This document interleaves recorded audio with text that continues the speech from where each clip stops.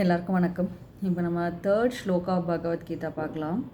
பஷ்யைதாம் bond புத்ரானாம் ஆச்சாரிய மஹதீம் ஷமூம் வியூதாம் த்ரிபத புத்ரேன தவ சிஷ்யேன தீமதா. So last ஸ்லோகத்தில் துரியோதனன் பாண்டவர்களோட படையை பார்த்து பயந்தான். அவன் ஆச்சாரியர்கிட்ட போய் ஒன்று சொன்னான்றதை சொன்னோம் இல்லையா. ஆச்சாரியர்கிட்ட என்ன சொன்னாங்கிறது தான் இந்த ஸ்லோகம். ஆச்சாரியருங்கிறது வந்துட்டு இங்கே துரோணாச்சாரியரை குடிக்க விட்டுறோம். அவர் ஒரு பெரிய வந்துட்டு ஆயுத குரு.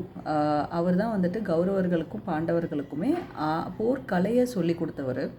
ஸோ இங்கே துரோணாச்சாரியர்கிட்ட என்ன சொல்கிறான் அப்படின்னா, குருவே பாருங்கள், பாண்டவர்களோட மகத்தான ஒரு படையை, இந்த படையை ஹெட் பண்ணுறது யார் தெரியுமா?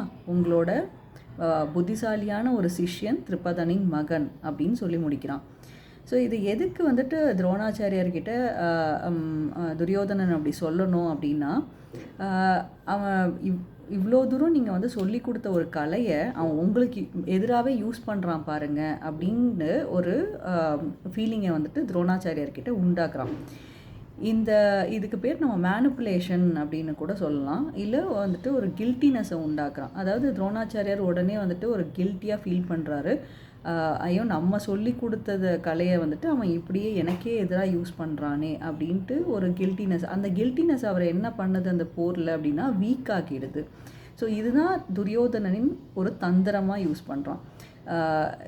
இப்போது நம்ம லைஃப்லேயே பார்த்தோன்னா நிறைய பேர் நம்ம கூட இருக்கிறவங்க, நான் உனக்காக எவ்வளோ செஞ்சுருக்கேன், எனக்காக நீ இது கூட பண்ண மாட்டியா, நான் உன்னை எப்படிலாம் வந்துட்டு பார்த்துக்கிட்டேன், எனக்காக இது கூட பண்ண மாட்டியா அப்படின்ற அந்த ஒரு விஷயத்த சொல்லுவாங்க இல்லையா. ஸோ இப்போ இந்த மாதிரி நம்மளை சொல்லும்போது நமக்கே வந்துட்டு அந்த ஒரு ஃபீலிங் வந்துட்டு கில்ட்டினஸ் ஃபீலிங் வந்துடும். எதர் நம்ம வந்துட்டு இதை நம்ம புரிஞ்சுக்கணும். ஆக்சுவலி எதர் அவங்கள நம்ம யூஸ் பண்ணுறாங்களா ஏதாவது ஒரு விஷயத்துக்கு, இல்லை நம்மளை கண்ட்ரோல் பண்ண ட்ரை பண்ணுறாங்களா, இல்லை வந்துட்டு அவங்களுக்கு நிஜமானே ஒரு வழி இருக்கா அப்படின்ட்டு. ஸோ இதை நம்ம புரிஞ்சுக்கிட்டு நடந்தோம் அப்படின்னா நம்ம சேஃபாக இருக்கலாம். இல்லைன்னா நம்ம எப்போயுமே எந்த விஷயத்துக்குமே ஒரு தப்பான ஒரு விஷயத்துக்கு வழி போகக்கூடாது. இதுதான் கீதையிலையும் சொல்கிறாங்க. அப்படி அவங்க வந்துட்டு ஒரு கில்ட்டை ஒரு ஆயுதமாக பயன்படுத்தினாங்க அப்படின்னா அதுக்கு வந்துட்டு அடிபணியாதீங்க அப்படின்றது தான் வந்துட்டு இதோட பொருள். அன்பை கொடுங்க, பட் அதுக்கு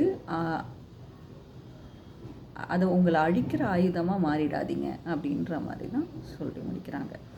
ஸோ இந்த மாதிரி தினமும் ஒரு லைஃப் லெசன் தெரிஞ்சுக்கிறதுக்கு தினமும் ஒரு கீதை ஃபாலோ பண்ணுங்கள். நன்றி.